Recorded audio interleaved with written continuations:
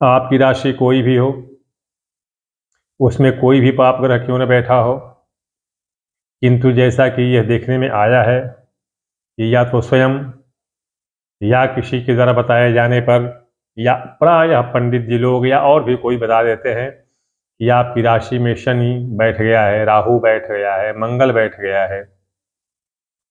जबकि मैं बता दूं कि यह शनि, राहु या मंगल आपको बहुत बड़ा राजयोग दे रहा है, लेकिन आप चूक जा रहे हैं, समझ नहीं पा रहे हैं।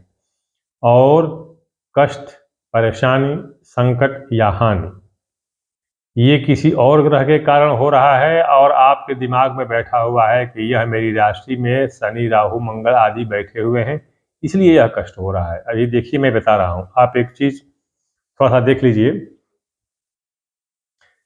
उदाहरण मैं बता रहा हूँ कि चौथा भाव जो होता है कुंडली का, वह सुख का होता है। वहीं से सुख, माता पिता इत्यादि के सुख की गणना की जाती है। तो मान लीजिए उसमें शनि बैठ गया हो। मैं इसका जैसे क्यों लोग पाप फल निकाल लेते हैं, किस तरह से, उसको मैं बता रहा हूँ। कोई भी अपनी कुंडली में देख सकता है। मान लीजिए चौथा भाव सुख का है, उसमें शनि बैठ गया, तो क्या फल निकालते हैं जानते हैं? चलो, क्या कहते हैं कि चौथे भाव में बैठा हुआ शनि नपुंसकता और दरिद्रता देता है, नपुंसकता और दरिद्रता देता है। अभी जरा देखिए, मान लीजिए, अच्छा, शनि का मान लीजिए शत्रु है चंद्रमा, मान लीजिए। मैं सर्वथा इसको पाप बनाकर दिखा रहा हूं, आप ही को दिखा रहा हूं। शनि का शत्रु चंद्रमा है।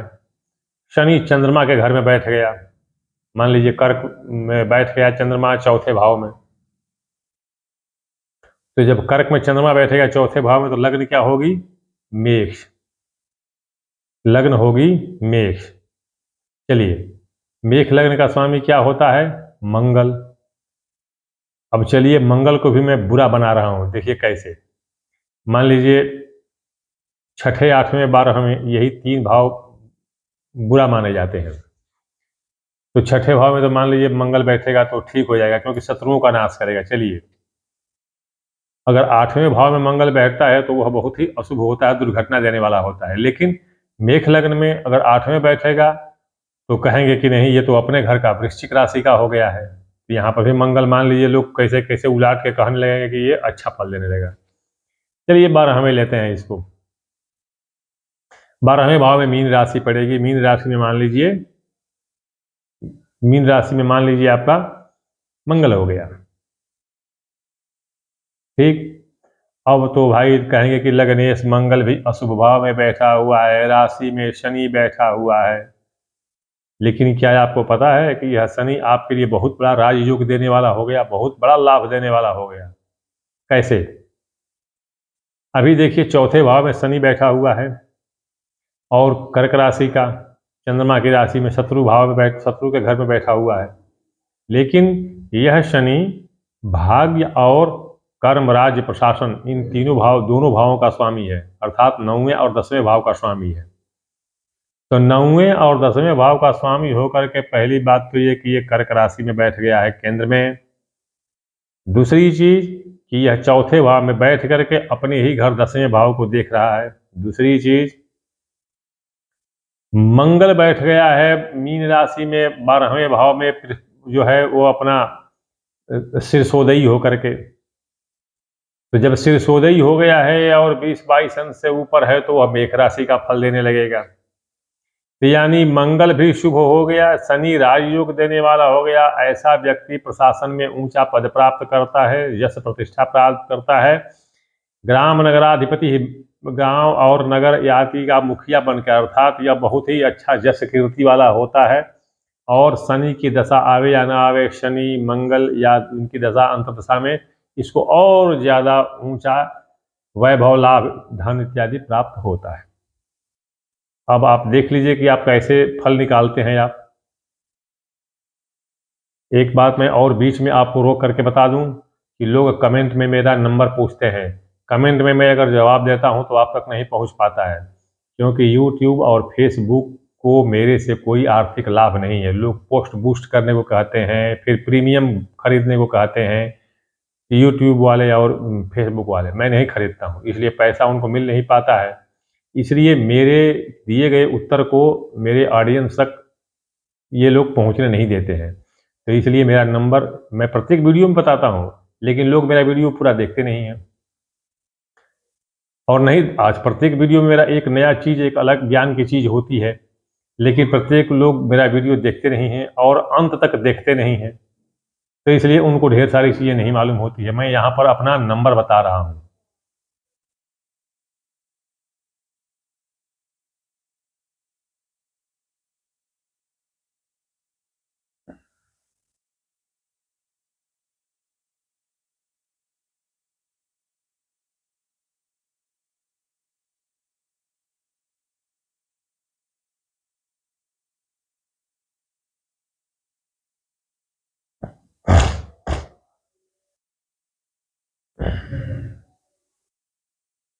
मैं यहाँ पर अपना नंबर बता रहा हूँ, आप नोट कर लीजिए। 9889649352। आप इस पर अपना संदेश भेज सकते हैं। फ़ोन पहले मत कीजिए, संदेश भेजिए। मैं उचित समझूंगा, आपका प्रश्न उचित होगा, आवश्यक होगा, ज़रूरतमंद होकर के अगर किसी ने किया होगा, संदेश दिया होगा, तो मैं उसका जवाब दूंगा और बाद में उससे फ़ोन पर भी बात हो सकती है। किंतु ऐसे अगर कोई मनोरंजन के तौर पर या टाइम पास करने के लिए अगर किसी ने कोई मैसेज भेजा होगा, तो मैं उस फ़ोन को या उस संदेश को अटेंड नहीं करता हूँ। मेरा नंबर पहले आप मैसेज भेजिए। मेरे से कमेंट में कोई मेरा नंबर पूछता है, मैं बता देता हूँ, उनके पास नहीं पहुँच पाता है। अस्तु, आगे चलिए। अभी मान लीजिए तो मैंने शनि का बताया। अभी मैं बताता हूँ राहु। मान लीजिए, एक तो कहते हैं ना कि राहु है राशि में। चलिए मान लीजिए राहु का सबसे बड़ा शत्रु सूर्य होता है। चलिए सूर्य के में बैठ गया राहु, सूर्य के घर में सिंह में के बैठ गया। अब सिंह को मान लीजिए, सिंह हम कहीं भी ले लेते हैं, कहीं भी ले लेते हैं। चलिए, सातवें घर में राहु बहुत खराब माना जाता है और सातवें भाव में मान लीजिए सिंह राशि है। सातवें भाव में सिंह राशि है, सातवें भाव में राहु बैठ गया। अब तो ये होता है कि भैया यहाँ पर राहु बैठ गया तो मांगलिक से भी ज़्यादा खराब फल देगा राहु। वैवाहिक जीवन नष्ट कर देगा, व्यवसाय चौपट कर देगा, उसको दरिद्र बना देगा, तरह तरह की बातें। और फल सही बात है, ऐसी बात नहीं है, इसका फल ये होता है। किंतु आप कुंडली ऐसे नहीं देखी जाती है और इसी तरह से कुंडली देख करके और लोगों का जीवन बिगाड़ दिया जाता है या स्वयं लोग अपना जीवन बिगाड़ लेते हैं। चलिए, मैं आपको दिखा रहा हूँ। सातवें भाव में राहु बैठ गया। राहु अपने शत्रु सूर्य के घर में बैठ गया। किसमें? सिंह राशि में बैठ गया, क्योंकि सिंह राशि में राहु बहुत अशुभ फल देता है। अभी सातवें भाव में चलिए, अभी मैं जो तो लग्न क्या बनेगी, लग्न उसमें क्या बनेगी? लग्न अब देख लीजिए कि कुंभ, मीन, मेष, वृष, मिथुन, कर्क, सिंह, कुंभ लग्न बनेगी। तो लग्न हो गई कुंभ और सातवें भाव में पड़ा सिंह। तो चौथे भाव, अच्छा अच्छा, चलिए, तो इसका स्वामी कौन हो जाएगा? सूर्य हो जाएगा। सिंह राशि का स्वामी सूर्य हो जाएगा। अभी सूर्य को भी आप अच्छे घर में मत लीजिए, सूर्य को भी अच्छे घर में मत लीजिए। चलिए, उसको तीसरे भाव में मान लीजिए, पराक्रम भाव में, जहां पर ठीक नहीं होता है। चलिए, जैसे भी हो, तीसरे भाव में मान लीजिए। सूर्य के आसपास ही हमेशा बुध और शुक्र भी रहते हैं। सूर्य के आसपास हमेशा बुध और शुक्र भी रहते हैं।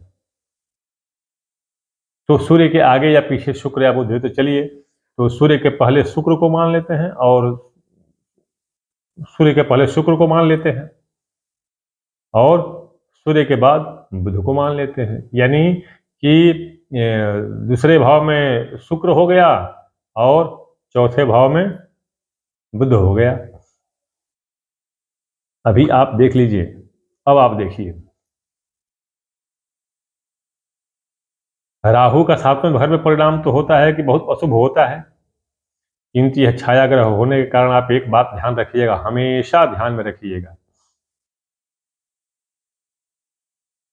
कि राहु यदि अकेले है तो जिस राशि में होता है उसके स्वामी और उस राशि के अनुसार फल देता है, पहली चीज।